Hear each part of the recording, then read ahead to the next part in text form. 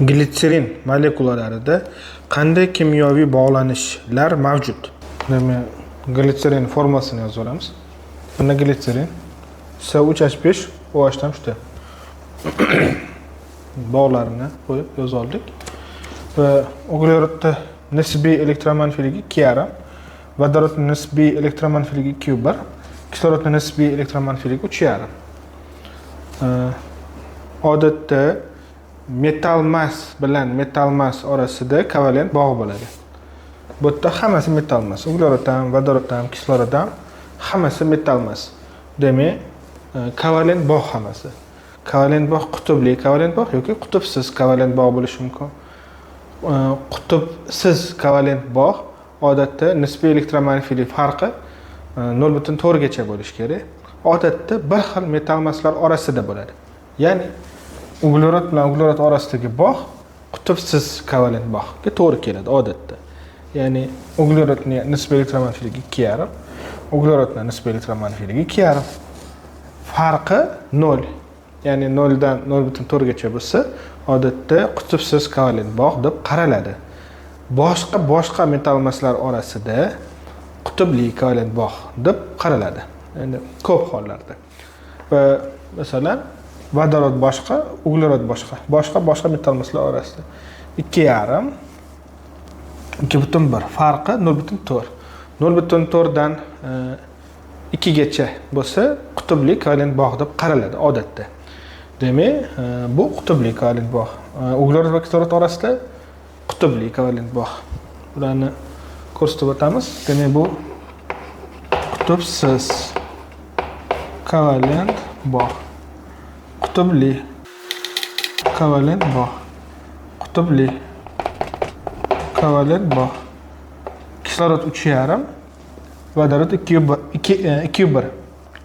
Ayirmasi 1,4 farqi. Demak, bu ham qutbli kovalent bog'. Demak, qutbsiz va qutbli kovalent bog' borligi aniq ekan. Ion bog' metal va metal mas orasida bo'ladi. Bu yerda metal yo'q. Demak, ko'ramiz javoblarni. Qutbsiz kovalent bog' mana bor. Ikkita bir xil metal mas orasida qutbsiz bo'ladi. 2. Donor akseptor bog'lanish. Donor akseptor bog'lanish bu yerda yo'q. Donor akseptor bog'lanish bo'lishi uchun donor hamda akseptor kerak. Ya'ni bir elementni juft elektroni donor hisoblanadi va ikkinchi elementni bo'sh orbitali, ikkinchi element atomini bo'sh orbitali kerak bo'ladi. Bunaqa bog'lanish bu yerda yo'q. Ya'ni odatda barcha bog'lanishda atomlar orasidagi bog' paydo bo'lishida bittadan elektron qatnashadi. Ya'ni kislorod bitta elektron o'zinikini qo'yadi, vodorod bitta elektron o'zinikini qo'yadi. Va o'sha bog' hosil bo'ladi. Demak, hamma bog'lar bitta-bittadan shu elektron berib bog' paydo bo'lgan. Demak, donor akseptor bog' yo'q ekan. Metal bog'lanish faqat metalda bo'ladi. Bu yerda metal yo'q va faqat metal emas bu yerda. Naborot, demak 3 bo'lmaydi. Vodorod bog'lanish bo'lishi uchun